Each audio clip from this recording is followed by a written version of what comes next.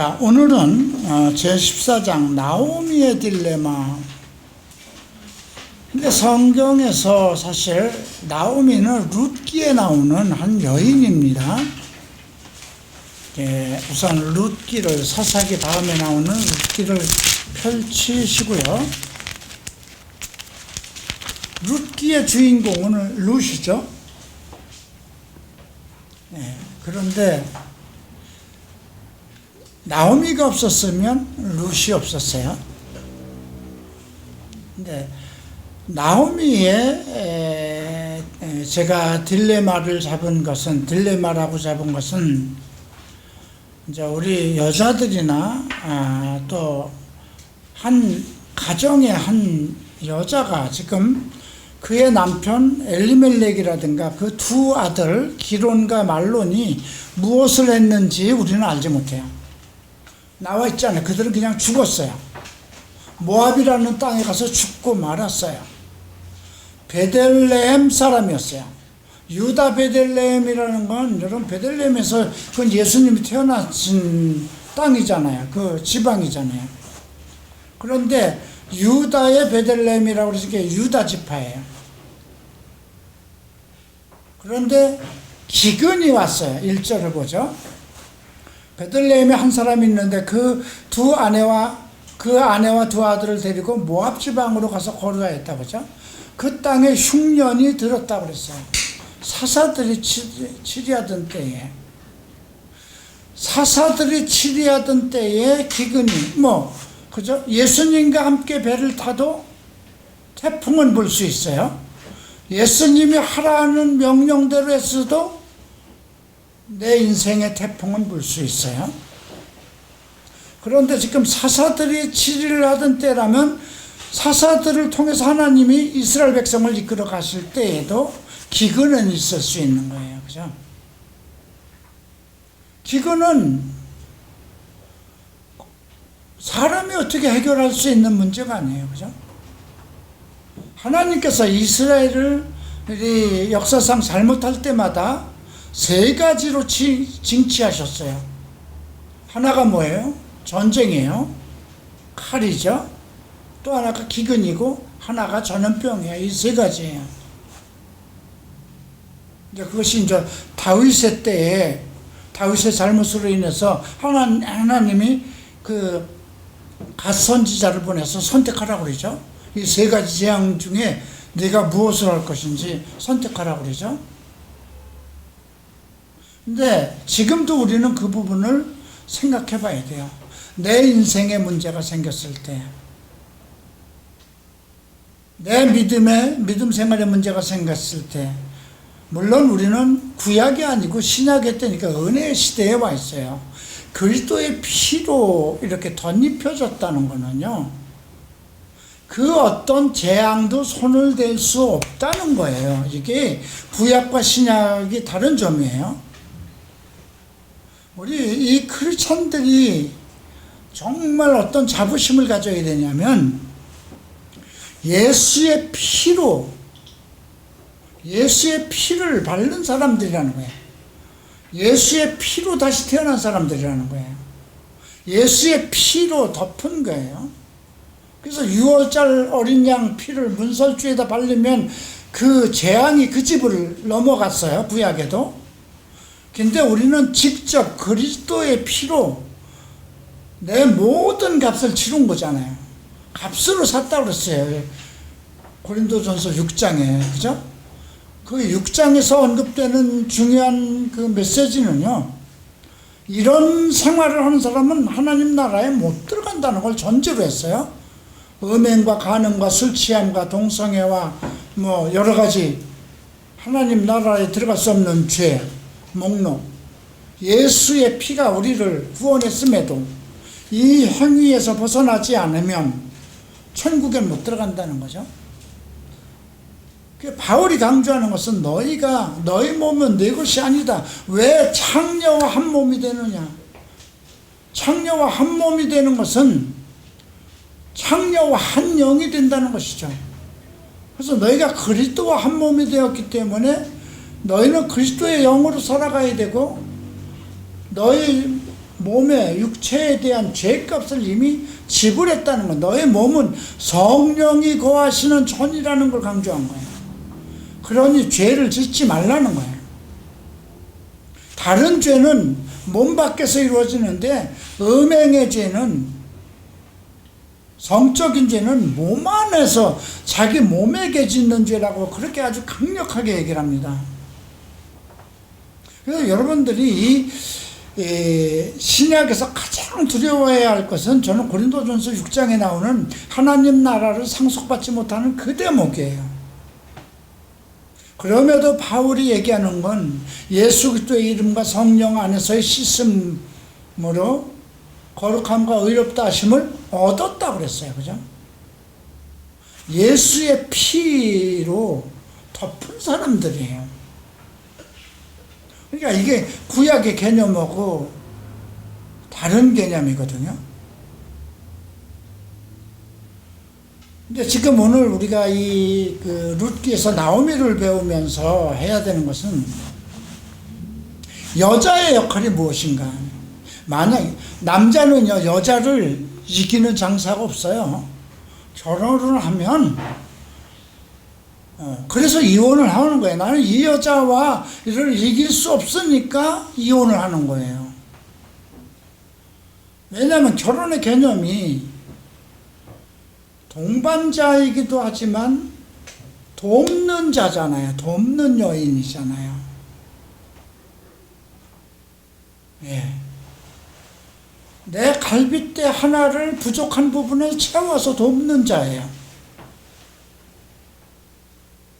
그런데 만약에 지금 이 사람이 유다 지파이고 베들레헴, 예루살렘 베들레헴이라는 예수님께서 태어날 그 지역에 특별한 어떤 사명의식을 가지고 있는, 지금 이름이 엘리멜렉이에요.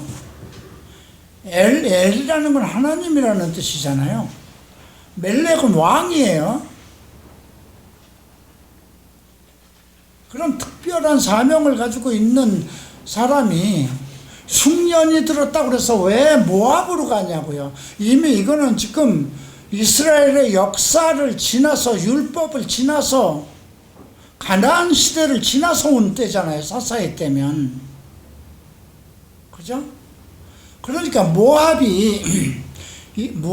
왕 발락이 이스라엘을 저주했어요. 그걸 잊어버릴 수 없는 거예요. 이스라엘 민족들은. 발람 거짓 선지자를 데려다가 이스라엘 백성들이 음행에 빠지도록 저주한 것이 모압이에요. 모압과 암몬. 그런데 기근이 들었다고 이 지역으로 갔어요. 사사가 있으면 이 기근에 대해서 이스라엘 백성과 그 중요한 그 이스라엘의 장로들과 또 이스라엘의 제사장들이 힘을 합쳐서 사사와 함께 하나님께 울부짖어야 되고, 자기네들이 잘못이 무엇이 있는가를 회개하고 하나님의 은혜를 구해야 되는 때거든요. 그런데 아이고 내 새끼들 여기 있다가는 밥 굶어 죽겠다. 참, 여기서 보면 거류하였다고 그랬잖아요. 모압 지방에 가서 거류했다는 건 거기서 뿌리 내리고 살려고 갔던 건 아니에요. 잠시 기근을 피해서 살려고 한 거죠.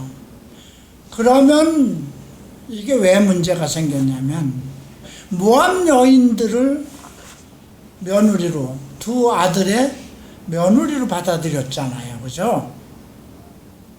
그 하나는 오르바고 하나는 루시인데 다 모압 여인이었어요. 잠시 거기 가서 살 것인데, 예? 근데 보면 그 남편 엘리멜렉이 죽고 나서 일단 글로 정말 기근이 조금 피해서 살고 어느 정도 되면 돌아가려고 하는데 남편이 딱 죽어버렸어요. 남편이 죽었는데 자식 둘 데리고 유다로 돌아가기는 쉽지 않은 거예요. 여인으로서, 유다족으로서, 그죠? 유다 지파로서 얼마나 후회가 많았을까요? 여기까지 와서 내 남편이 죽었다는 그런, 여기서 뿌리내고 그냥 살아야 되겠다. 그래서 두 아내를 맞은 거죠. 그 아들들의 아내를, 오르바하고 룻을 아내로 맞고, 그리고 10년쯤 거주한지라고 나와요. 4절에 보면. 거류가 아니고 거주예요. 이젠 살기로 작정을 한 지 10년이 되었어요. 예. 그런데 말론과 기론이 다 죽었어요. 두 아들 다 죽어버렸어요. 이건 뭐 저주예요. 그죠? 그 당시로 보면.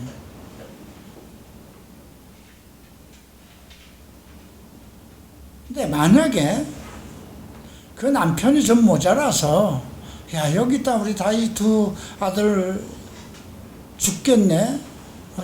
우리 잠시 모압에 가서 좀 피했다가 살면 어떨까? 이렇게 얘기를 했어도, 나옴이라는 여자가 온전한, 우리가 하나님의 사람들인데, 하나님의 사람이요, 우리의 사사도 살아있고, 우리의 제사장도 살아있고, 우리가 섬기는 하나님이 이 땅에 있는데, 우리를 저주하던 모압 땅을 왜 갑니까? 하면 갈 수 없는 거잖아요. 남자는 여자를 이기지 못해요. 그러니까 여기에 온 것은 나는 나오미의 주장이라고 생각해요. 자, 그 말이 왜 제가 그렇게 생각하냐면 20절 보죠. 이거 이제 베들레헴까지 돌아왔어요. 두 자식 남편 다 죽고, 큰 며느리 오르바는 자기 조상에게 땅으로 돌아가고, 이제 나는 어머니의 하나님은 내 하나님이요 어머니의 백성도 내 백성입니다. 나는 어머니와 함께 죽기를 작정한 룻을 데리고 베들레헴에 왔는데, 20절에 이렇게 기록되어 있죠. 두 사람이 20절 보면 나오미가 그들에게 이르되 나를 나오미라 부르지 마라, 나를 마라라 부르라. 나오미는 기쁨이라는 뜻도 있어요. 근데 마라, 이거는 쓰다, 괴로움, 고통이라는 뜻이에요. 이는 전능자가 나를 심히 괴롭게 하였다. 전능자가 나를 괴롭게 했다는 건 뭐예요? 이 여인의 잘못이었던 거예요.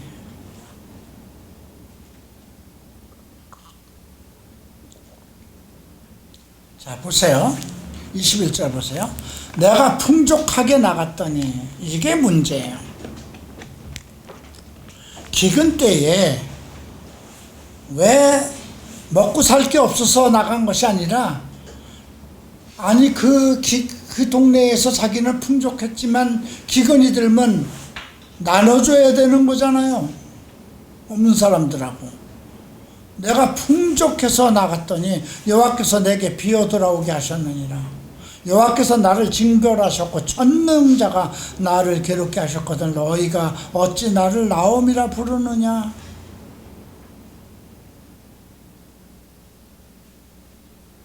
예, 여인들의 믿음은,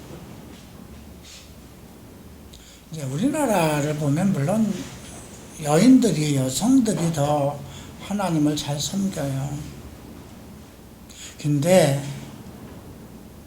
하나님을 아는 지식으로 여자는 순종하고 겸손해야 되는 거잖아요.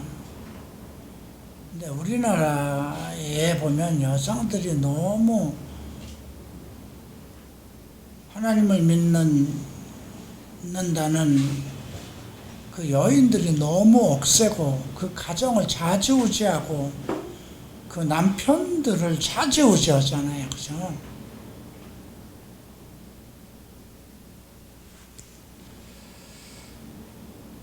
그래서 우리가 이 나오미에 대해서 되게 믿음의 여인하면 한나를 많이 생각하거든요.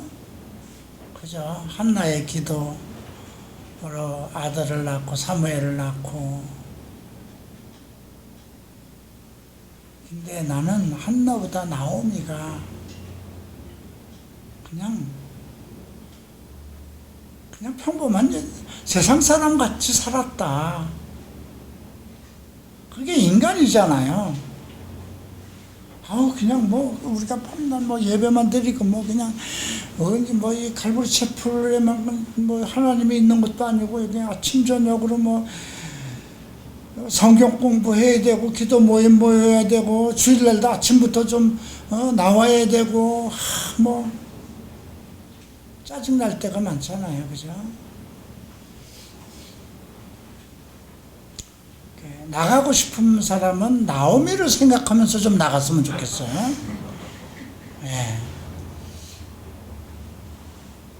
그리고 그냥 계속 그 나오미를 생각하면서 나는 나오미의 저주가 언제쯤 올 것인가 기억하면서 좀 살다가 이것도 해도 안 되고 저것도 안 되고 세 가지라고 그랬죠.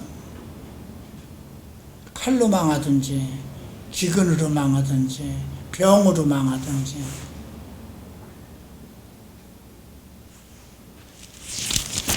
자, 그랬는데 결국은 돌아왔다는 거예요. 베들레헴으로. 왜 돌아왔을까요? 두 아들이 죽었지만 기업을 이어가야 되잖아요. 이스라엘은 기업이 끊어지면, 자식이 끊어지면 안 되는 거예요. 그래서 우리가 그 다말, 야곱과 다말 얘기가 나온 거잖아요. 며느리가 야곱하고 자기 시아버지하고 잠을 자서라도 자기 큰아들의 유다죠. 그거 이어가잖아요. 그 이야기가 4장에서도 나와요. 4장으로 건너뛰어 보십시다. 4장 12절 보면 여호와께서 이 젊은 여자로 말미암아 내게 상속자를 주사 내 집이 다말이 유다에서 낳아준 베레스의 집과 같게 하시기를 원하노라 하니라. 성문에 있는 백성들과 장로들이 나오미에게 이 축복을 하는 겁니다. 젊은 여자는 룻을 얘기하는 거죠.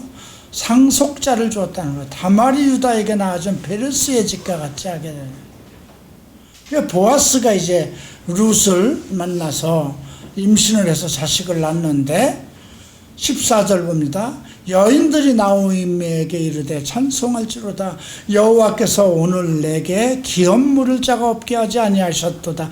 이 아이의 이름을 이스라엘 중에 유명하게 되기를 원하노라. 기업을 물은다는 것, 하나님 나라를 이어가는 것입니다. 우리가 상속받는다는 것, 신약에서는 하나님 나라를 상속받는 거죠. 내 생명의 회복자이며 내 노년의 봉양자라. 곧 너를 사랑하며 일곱 아들보다 귀한 내 며느리가 낳은 자로다.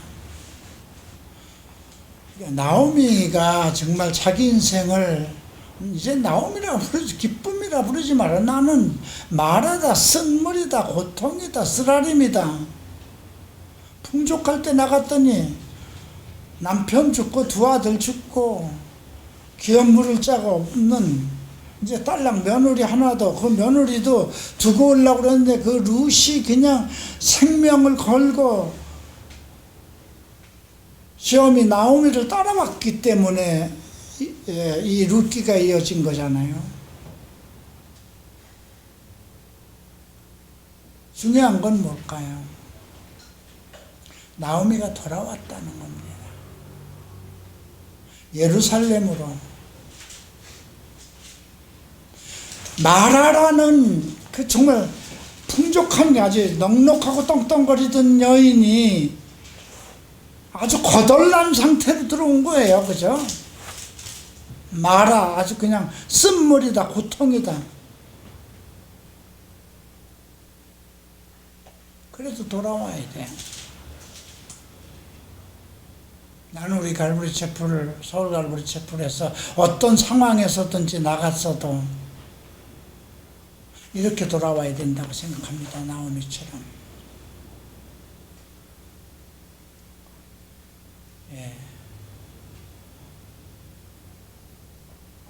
그러니까 결국 이 나오미가 낳은 아들, 이 아들이 보아스가 오벳을 낳았어요. 나오미를 통해서. 예. 오벳은 헌신자라는 뜻입니다. 오벳이 이새를 낳고 이새는 다윗을 낳았으니까 다윗의 할아버지잖아요. 그죠?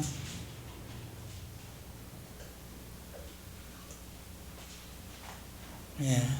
하나님은 이렇게 해서 하나님을 떠나서 세상의 아픔과 고통을, 세상 속에서 살고자 하는 그런 마음을 가지고 하나님을 떠난 한 여인이 비참한 상황에 대해서 다시 돌아왔을 때, 그 여인을 통해서 하나님이 또 무엇인가를 계획을 이루어 나가시잖아요. 이게 하나님의 속성, 하나님의 섭리는 똑같아요. 오히려 우리가 이제 고린도서를 배우면서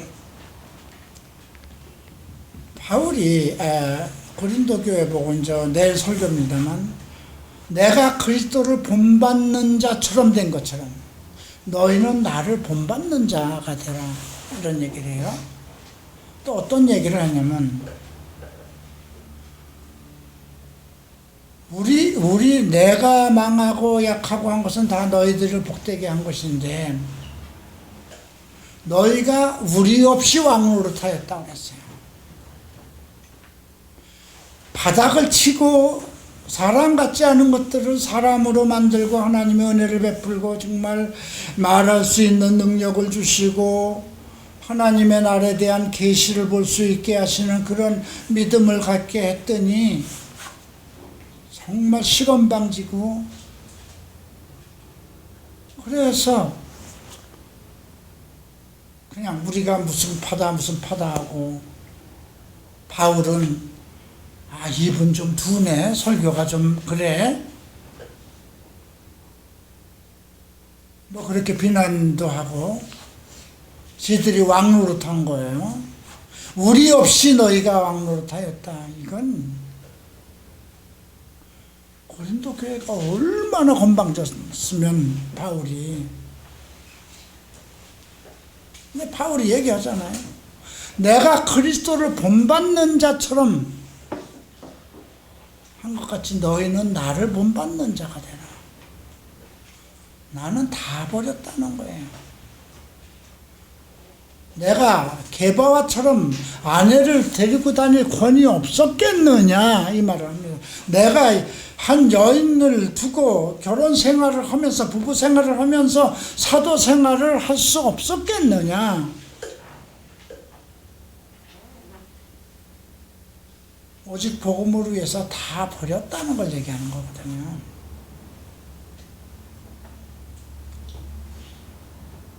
나는 내 눈으로 여러분들을 얼마나 인생을 축복하실 건지 이제 그걸 다 보고 갈 수는 없을 것 같아요. 내 삶의 기간이, 내 나이가 있어서.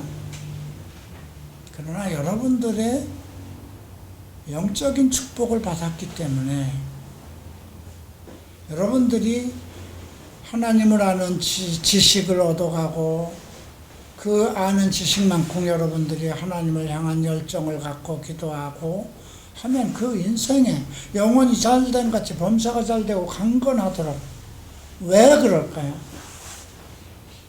여러분들을 잘 살게 하기 위해서가 아니고 하나님은 어떤 또 계획이 있는 거예요. 그죠?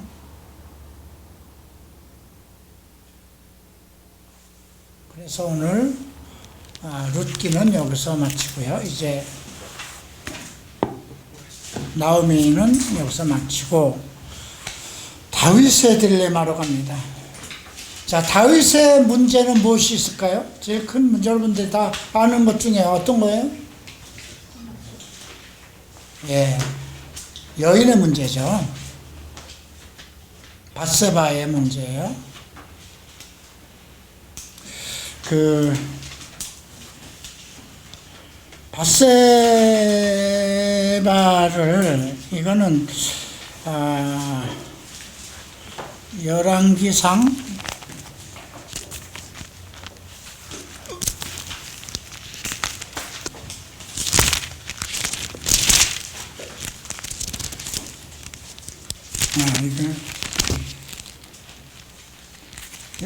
사무엘하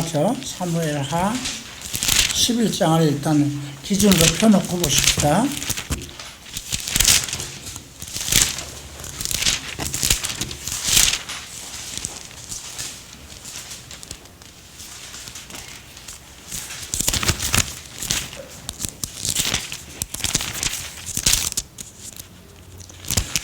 자, 밧세바의 문제인데 내가 가끔 그런 얘기를 하죠. 이 밧세바를 통해서 다윗 왕과 밧세바의 문제는 하나님의 나라, 그러니까 이 얘기를 할 때 항상 내가 여러분들에게 또 신약적으로 얘기하는 게 하나 있어요.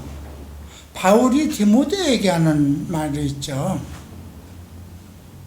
디모데 후서 2장 22절이죠. 내가 청년의 정력을 버리고 주를 깨끗한 마음으로 부르는 사람들과 함께 의와 사랑과 화평을 쫓으라. 그죠? 우리가 아는 디모데는 디모데에 대한 일기가 그런 건 나오진 않았지만 바울이 나의 영적인 아들이다. 나와 함께 군사된 자다. 정말 바울의 후계자예요. 젊은 목사예요. 그리고 정말 그 위가 다 고장날 정도로 오죽했으면 바울이 야, 너 좀 포도주 좀 아무래도 먹어야 되겠다. 그렇게까지 얘기를 해요. 왜 그랬을까요?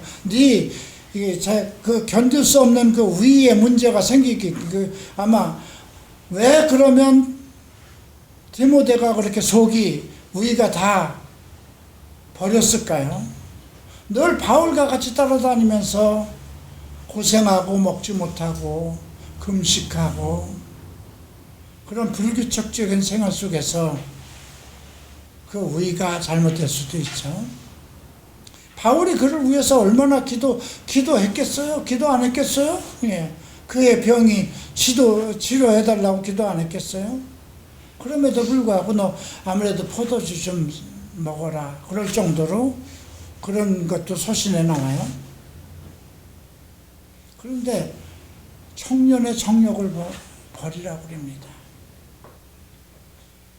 아니 그가 만약에 아내가 있고 바르게 가정생활을 해가고 성실하다면 그 얘기 하는 게 거기 보면 너는 내가라고 그랬어요. 내가 청년의 정력을 버리고 이건 디모데에게 하는 얘기잖아요.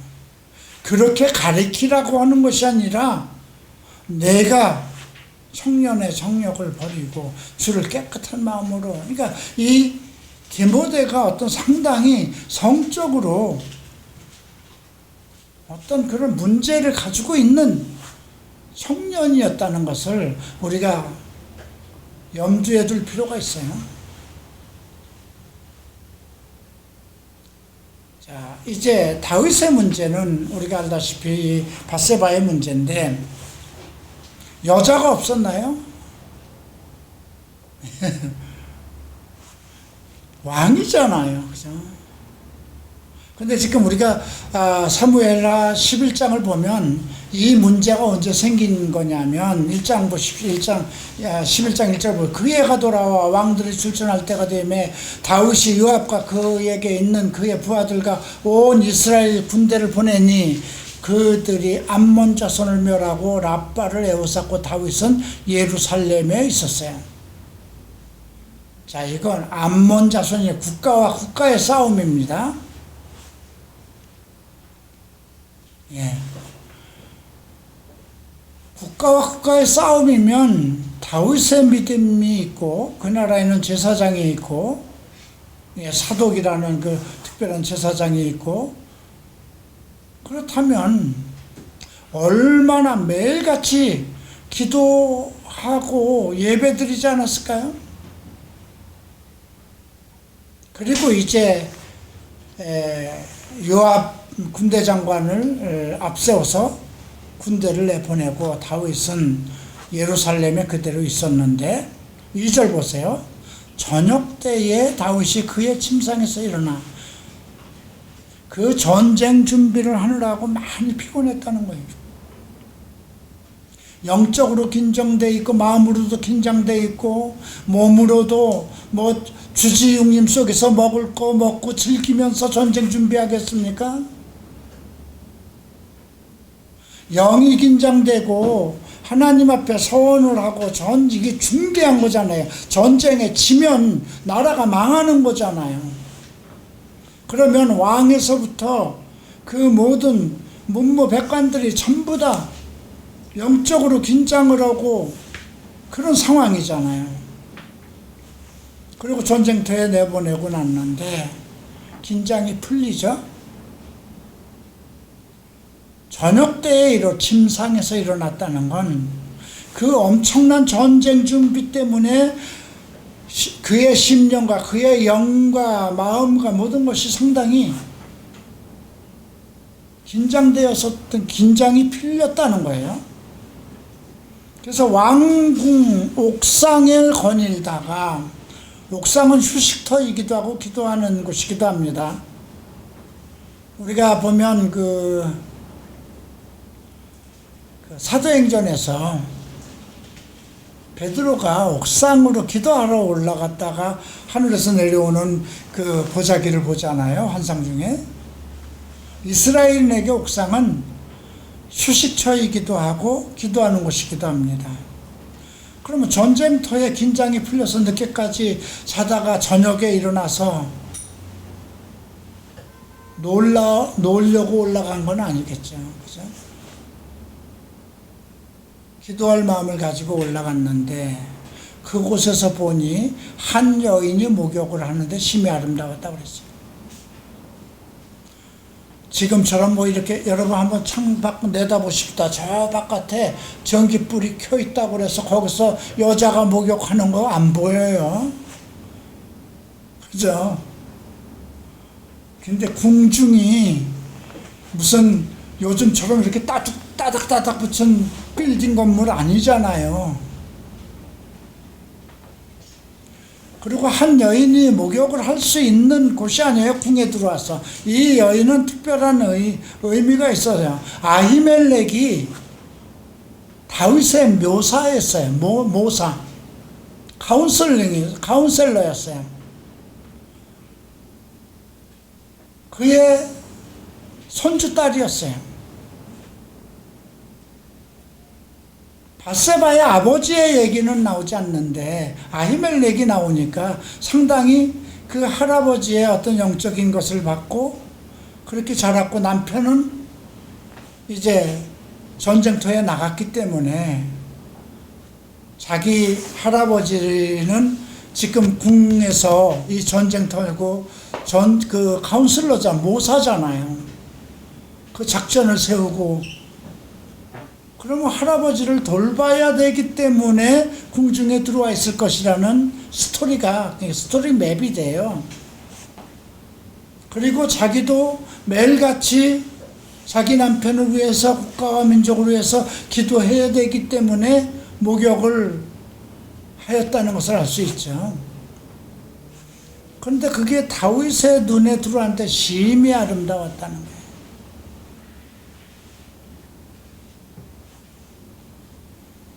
그런데 이제 누구냐 물어보니까 햇사람 우리아의 아내라는 것도 알았어요. 그리고 4절에 보면 전령을 보내서 데리고 오고 부정함을 깨끗하게 하기 위해서는 최하 7일이 걸려요. 율법에 의해서 한 여인의 그 부정함을, 그러니까 생리 중에는 부부생활 못하는 거잖아요. 최소한 더 7일 동안을 정결의 의식을, 그 궁중에 있는 모든 그런 의례에 의해서 그 여인을 그렇게 정결 의식을 갖추고 있는 동안 다윗은 그 여인과 가늠할 생각으로 사로잡혀 있다는 거잖아요. 지금 전쟁 중인데, 그죠? 우리가 영적 전쟁에 있어서 제일 먼저 넘어뜨려야 되는 게 누굴까요? 목회자예요. 교회에서는. 담임이기도 하고요. 그를 넘어뜨리기 가장 좋은 건 뭘까요? 성적인 거 아니면 재물, 그죠? 나를 가장 넘어뜨리기 쉬운 사탄의 전략이 있다면 무엇일까요? 왜? 동성애자였으니까 동성애 성적인 거예요. 재물은 나를 넘어뜨리지 못해요. 나는 풍족히, 어려서부터 풍족히 쓰던 사람이에요. 한 시대를, 근 10년을 정말 내 마음대로 돈을 줬다 폈다 하던 사람이기 때문에 재물로 나는 넘어지진 않아요. 근데 청년 때부터 성적으로 어떤 동성애적인 성향으로 살아왔기 때문에 그 부분은 사탄이 나를 건드리기 가장 쉬운 점이에요.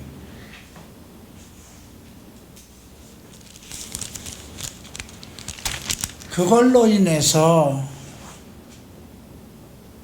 나중에 선지자가 뭐라고 얘기합니까? 나단 선지자가 당신은 은밀하게 그 일을 했지만 당신의 아들들은 백주에 당신의 아들들, 그래 나중에 그 아들들의 문제가 생기잖아요. 다윗의 첫 번째 문제는 영적 전쟁 중에 가장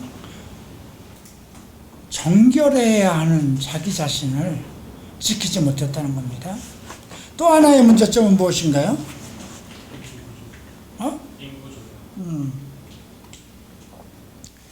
자, 그 문제는 사무엘 하 24장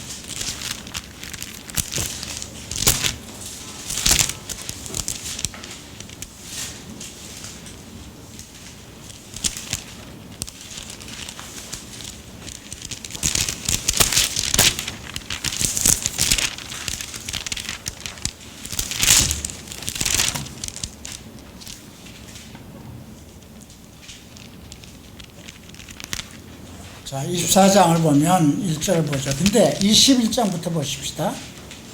다윗의 시대에 해를 거듭하여 3년 기근이 있으므로 다윗이 여호와 앞에 간구하매, 아까 우리가 그 나오미 건을 생각하면서 사사시대 때 기근이 있었는데 기근을 피하기 위해서 가족을 데리고 모압으로 갔다고 그랬죠.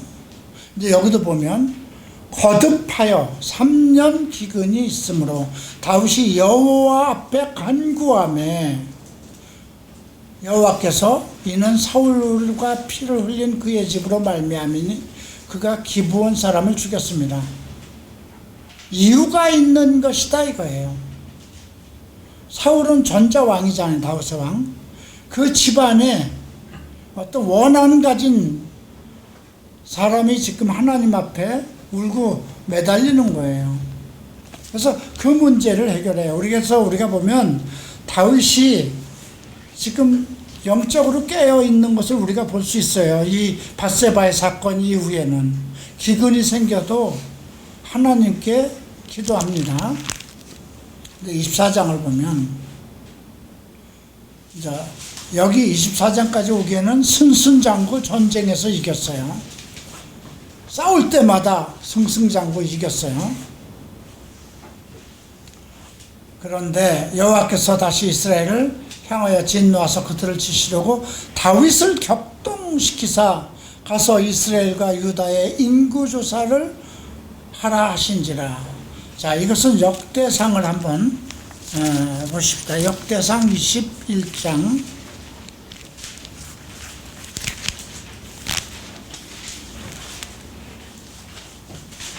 똑같은 얘기예요. 여러분 이스라엘 역사를 보면 사무엘 상하가 있고 열왕기 상하가 있고 역대 상하가 있는데 같은 얘기가 계속 반복돼요. 특별히 다윗의 이야기는 다윗과 솔로몬의 이야기는 계속해서 이어지죠.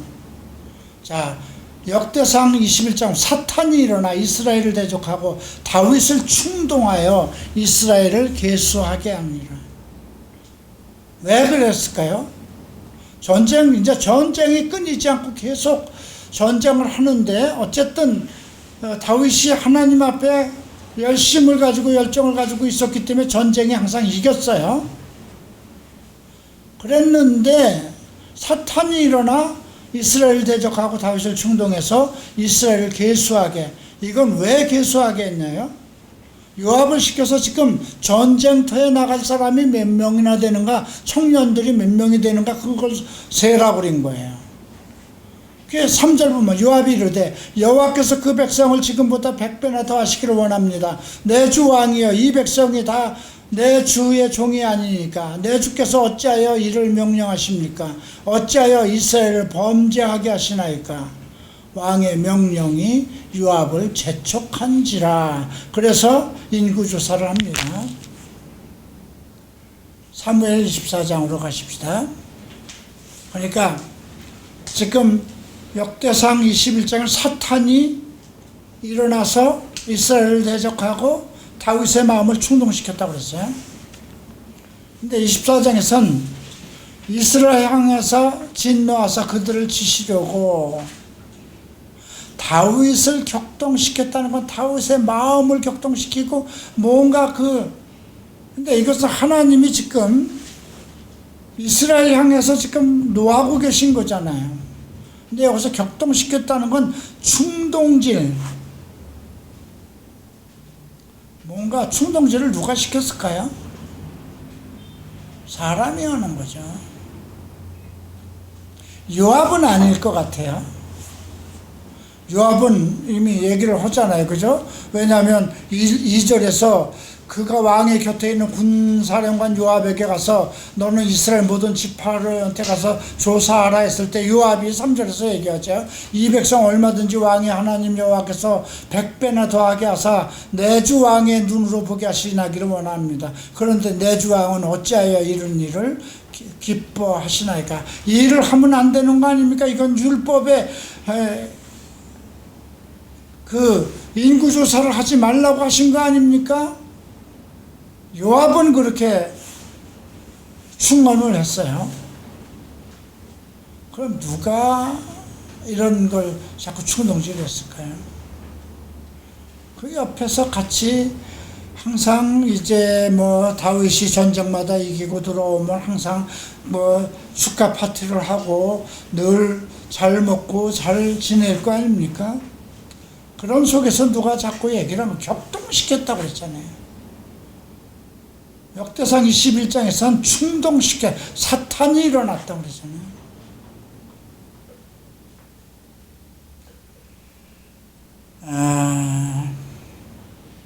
이건 매우 중요해요. 우리가 이런 것을 신약에 이건 교회, 지금 다윗은 교회 지도자잖아요. 그죠? 이스라엘이 하나님의 교회면 그 이끌어가는 지도자잖아요. 사사들이나 다 마찬가지예요. 목사들이에요. 그럼 신약에서 이런 걸 어떻게 할 거냐? 바울이 디모데에게 청년의 정욕을 버리고 주를 깨끗한 이름으로 부르는 사람과 의와 사랑과 화평을 쫓아라. 성적인 문제를 하나님 앞에 헌신하는 사람들 앞에 가장 이 음행의 시대에 그 교회 후계자여 지도자로 이끌어갈 사람을 넘어뜨리려고 하는 것은 가장 큰 게 성적인 문제예요. 근데 이게 충동을 한다는 것,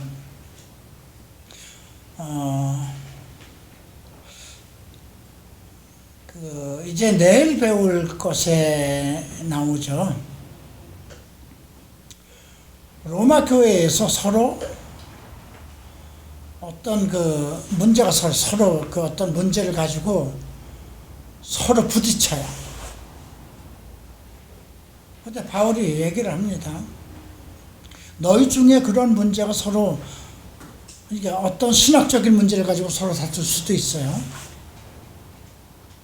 그것은 너희가 서로 그런 다툼 속에서 진리를 발견해 나가기 위한 것이다. 그렇게 얘기를 해요.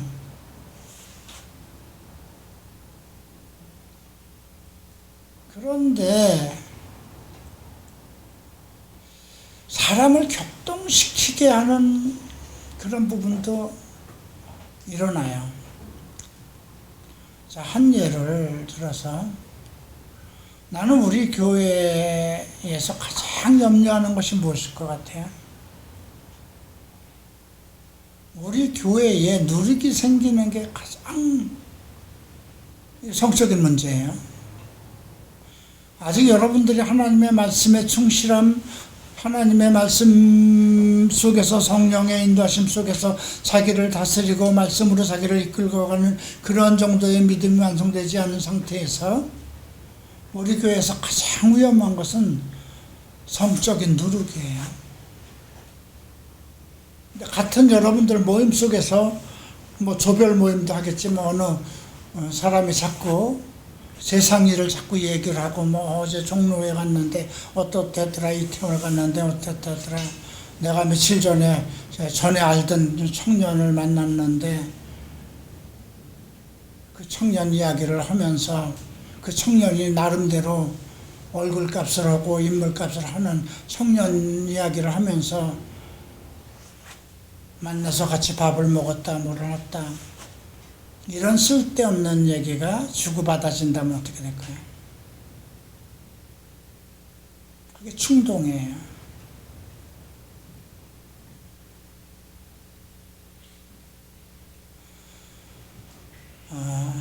우리 믿음 생활 속에서는 그런 접근성 있는 말은 절대 해서는 안 돼요. 여러분들이 물론 그들과 만나지도 말아야 되겠지만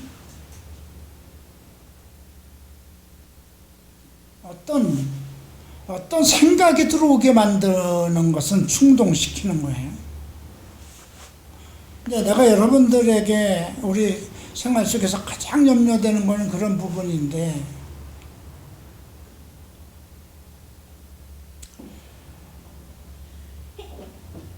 그런 부분 때문에 늘 기도하고 염려하고 있는데,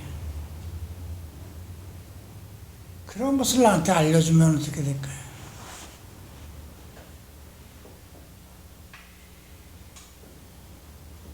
모르고 지나가면 모르고 지나가요.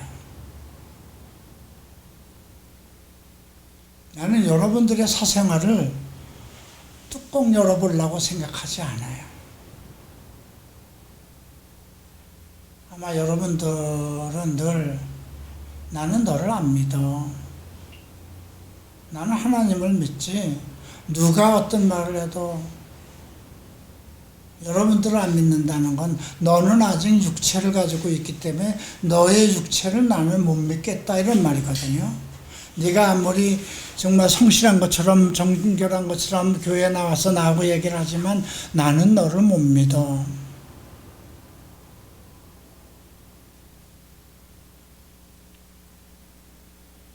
가능한 한 그냥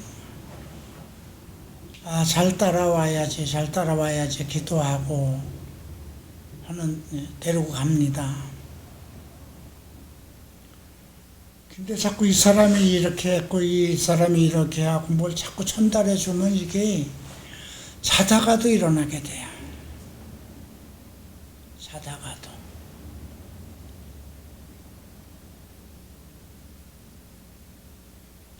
나는 어느 정도의 그 영적인 흐름을 알고 가요. 일주일 거의 2, 3일을 다 보잖아요. 그냥 여러분들의 얼굴을 봐도 여러분들은 딴 생각을 하는지 몰라도 나름대로 나는 여러분들을 보는 얼굴 속에서 뭔가 어떤 흐름을 이끌고 가고 있어요.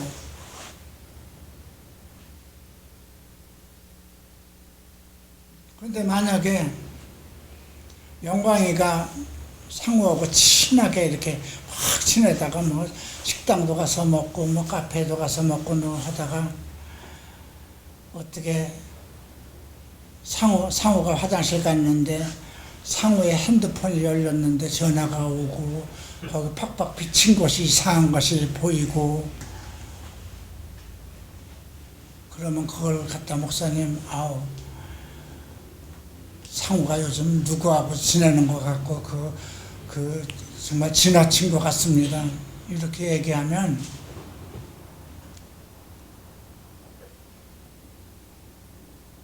나는 어떨까요?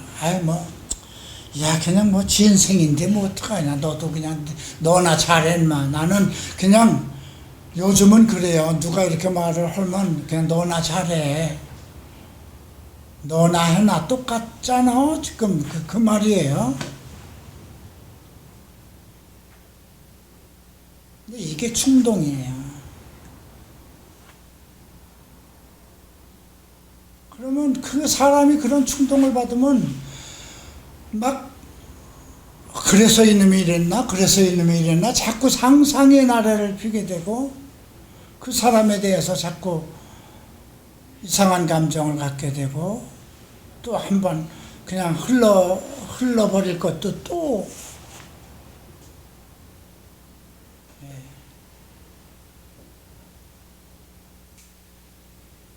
그래서 여러분들 그냥 자꾸 확실한 범죄를 지으면 덮을 생각을 하는 것도 잘못이에요. 내가 얘기를 해야 돼요. 그거 하면 안 돼. 왜 내가 얘기를 해야 되냐면, 알게 하셨으니까 하나님이.